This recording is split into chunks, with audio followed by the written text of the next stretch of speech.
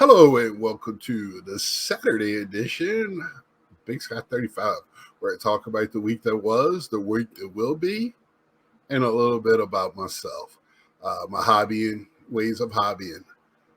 This past week, Saturday night, had a couple of my great friends in the hobby, along with Natsman. We had the return of Natsman for at least that 1 week.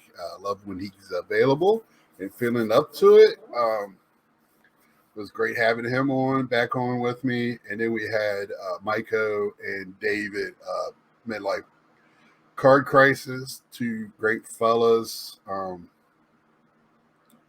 Uh, just, I love hanging out with them at shows and I talk to them, uh, on the messengers. And it was a great time. It's just four guys just chatting about the hobby and other things.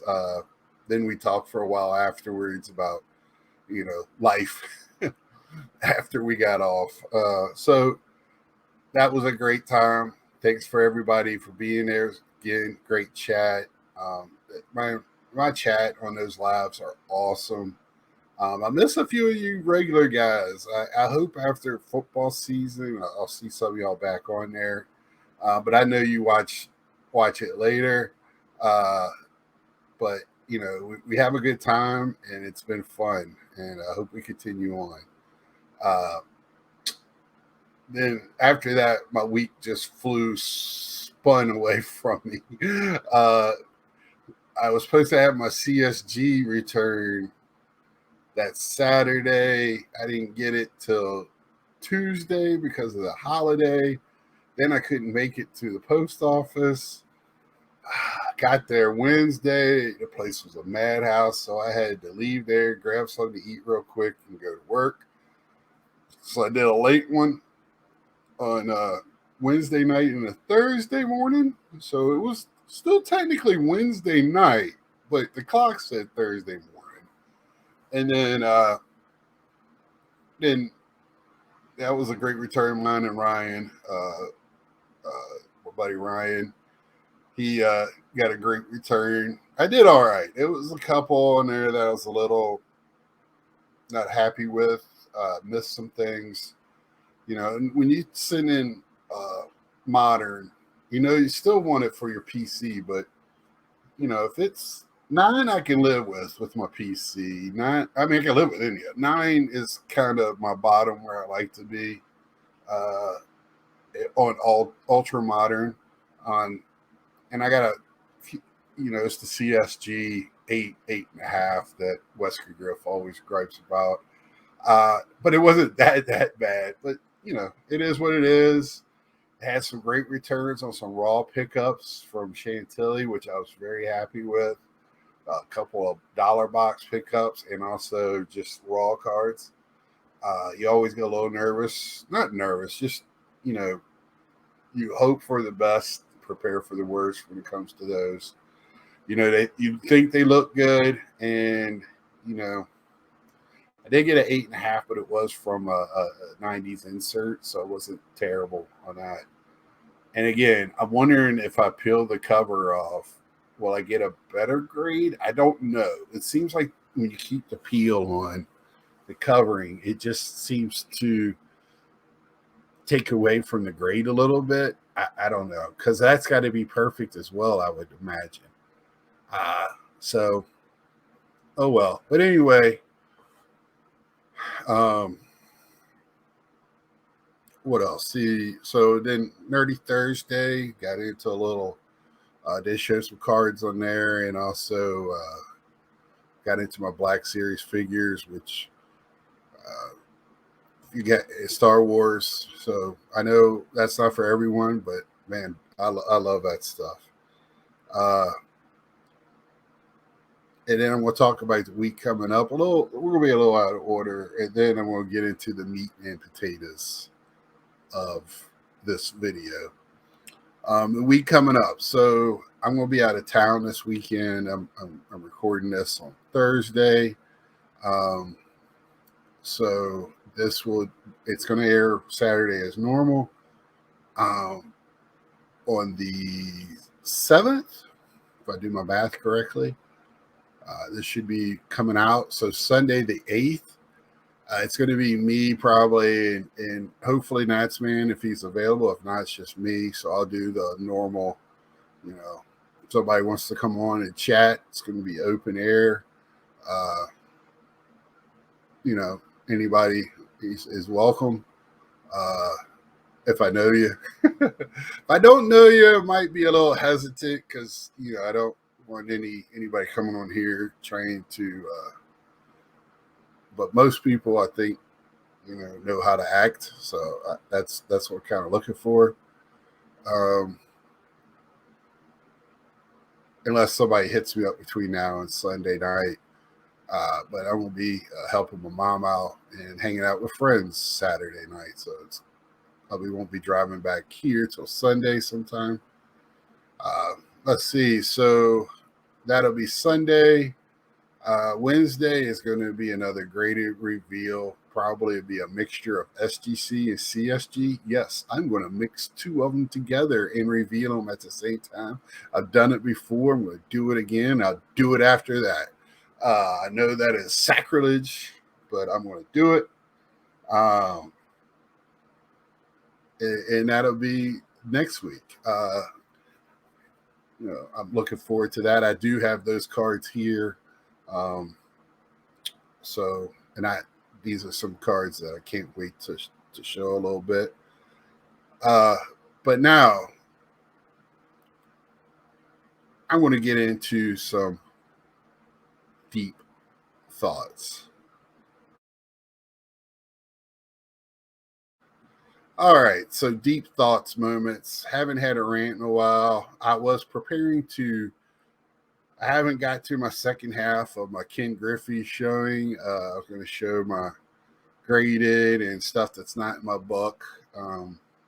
Autos, graded stuff, bigger card, like bigger in size. But we'll do that probably next Saturday, unless something else comes up. I haven't done a rant video, and this is not a rant. You're not going to hear me get all upset or anything. It's just something I want to talk about, something I've seen several videos on. I've seen several other people talk about this topic. And I don't think it's too negative for the collectors. And I say that word very,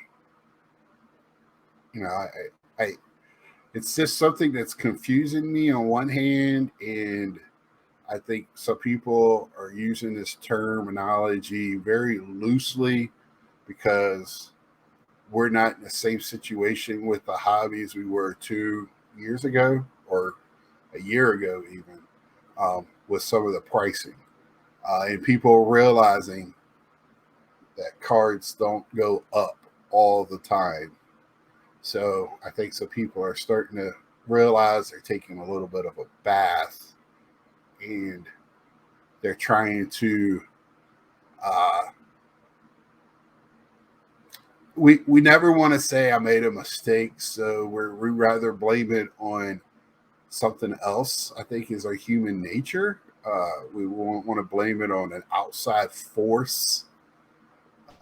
So what I want to talk about is this card addiction, which I do believe I have somewhat of a card addiction. If I didn't, I wouldn't have it as a hobby or have it as such a large part of my outside of work. But for me, moving to different parts of the country, not having friends to hang out with, being older, you just don't go and pal around with people like you used to. This is how I spend my time, but I also spend it in other places too. And I also do it on a budget. I don't show big cards. And I'm going to use a lot of I in this because this is the only thing I have to go off of. I don't want to speak for other people. But these, and I say that, and I'm just going to speak on some videos and some ideas that I had. When you say you have a card addiction, after you talked about for 2 years how much money you're spending and making off of cards, and then all of a sudden you get to where the cards are not the same. And I'm sorry, the guys I've been flipping, I've been saying it all along. The only people that are going to buy that card at that much of amount, I don't know if buying a rookie auto at $5,000, how far that ceiling would go, unless you sell it to another person at $500,500. How much money do you want to make off of that? And it's a guy that hasn't done anything. And if I talk about a guy that played 20 years ago that's a Hall of Famer, and you got that auto, they won't spend $40 because it's not, graded and all this other. It's just PSA DNA or something, and it's got bad corners and who's heard of him and all that stuff.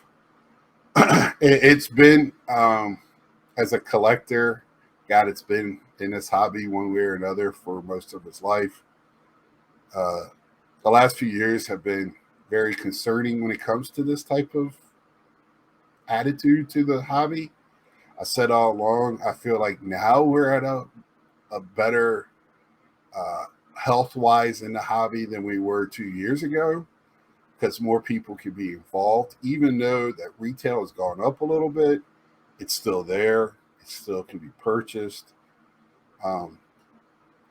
And single cards are starting to come down because, I've talked to some of my hobby friends. When you're buying boxes at 2 times, 3 times more than what they were before, well, that drive to sell the singles out of it, you would have to sell it more, but people are not buying them at that increased price. So sooner or later, something has to give.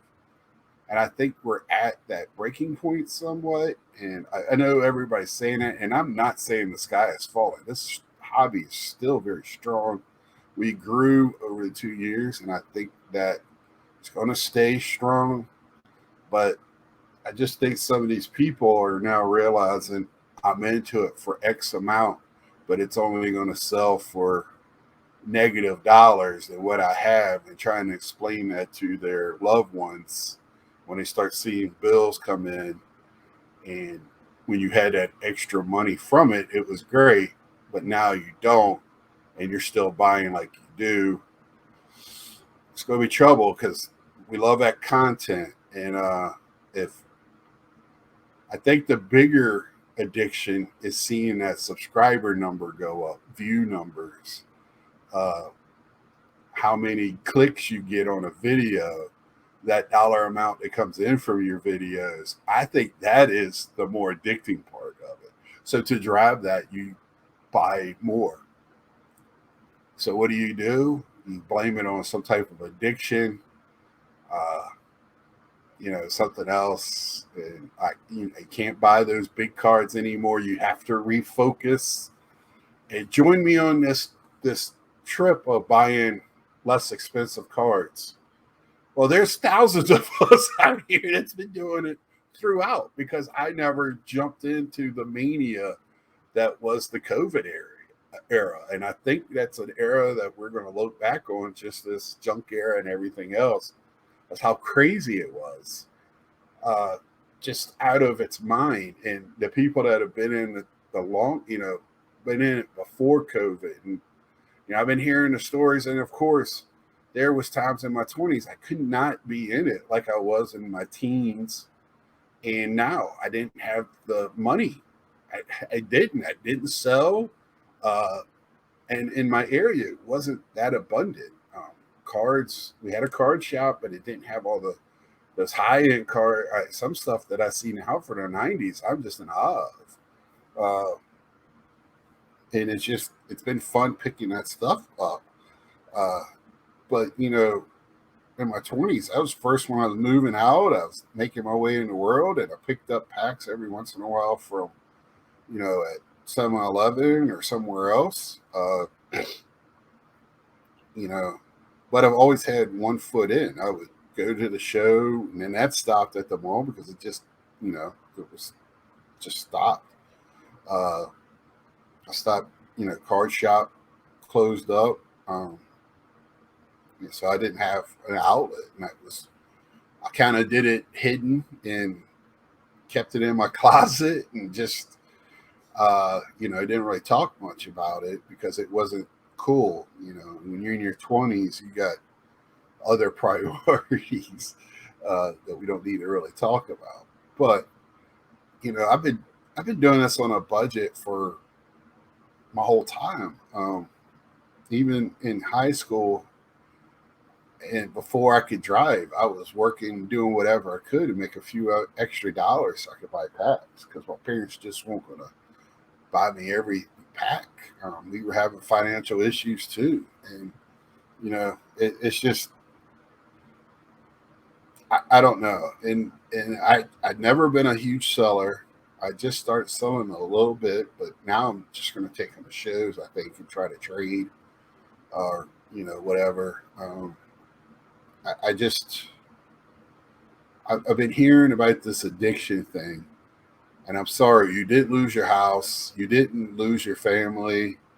I just think you looked and you're like, oh crap, it's not the same as it was a year ago. And I think it's easier to say, oh, I'm addicted. YouTube made me this way. So you're blaming your viewers when you say that, um, the clicks and all that stuff. I don't know. It just, to me, and I kind of got a little bit of this from Mike O's last one for this year. I'm seeing less and less of the top five cards. You still see it, movers, shakers. I don't follow those channels unless it's somebody that's a friend of mine, and even then I watch it and I'm just like, because that's my God. It could be one cell. That is so. It's not even subjective. I know it's hard. It's reality, but to sell a card at 10% more or whatever, just one, it's makes it the biggest mover. I think it's very whatever. And I don't. And to me, to think the next card after that has to be sold more than that, that's where these people got into trouble. To be not trouble, but their thought process might have been not correct. Where that next card needs to be higher, because I've seen even people that were talking about money are changing what their content is. Should we be listening to the comps? Should we not be listening? I've said all along, comps are funny because I can look at it to get an idea, but that doesn't mean I'm going to spend more than the last person, right? That was whoever was willing to pay that dollar amount. Well, after that, you know, that's not the SRP. It's just what the last person bought it for. I mean, this is just the reality is it's you're going to buy it at what you're comfortable with, especially when it was two people that was in a, that were bidding on it. And then the one guy bid at one and the other guy didn't. You would think the next bid would have been lower, right? Because that guy paid for it. So I don't know. I always know what my set prices are. I stay within them. Uh, you know, yes, I've in the past put myself in some financial, but I think all of us have. If we're willing to do channels, go traveling to shows, have some type of obsession with this hobby. If it's not the cards, it's the people. If it's not the people, it's the YouTubing or social. Um, Even channels or the social aspect of it, we have some type of obsession. And, I just, to sit there and use that because you didn't think through what you were doing and maybe on the other side of this it's going to go down somewhat, but because let me tell you, if you were still making money off of it, it wouldn't be I'm addicted to it. And let me tell you, you're not getting help. And I wish this was not a family friendly channel. And I would play a clip from a movie that would just sum it all up very. If you're not willing to do certain things for a baseball card, you're not addicted to it. So to call it an addiction is, I think, a little stepping at obsession, whatever. I have seen where people didn't pay bills and bought cards. That's an issue, but let's be real. Some of these people talking they're addicted to it. I just think they can't do it the same way that they used to, and they're just preparing or saying, I can't do the same material, and hoping and praying they keep the clicks. So with that being said, I mean, let me know what you're thinking about. I don't know if I made coherent sentences because some of it makes me laugh. Some of it makes me a little angry because they think they are making some type of, enlightenment that collecting on a budget is something new. I just I just wanted to get that out there, and it was just something. I like to stay very positive, and I hope all these people, seek professional help if you are addicted. Don't just sit here and tell me that you're refocusing and all that. That's just then you're not addicted. You were the last one holding the hot potato. So until next time, like, share, tell a friend. Please subscribe if you haven't. I want to see some clicks. I'm addicted to it. I want to see my view count go up. But please, I like to see or hear what some people got to say, especially what I'm happy about? My peers in this group.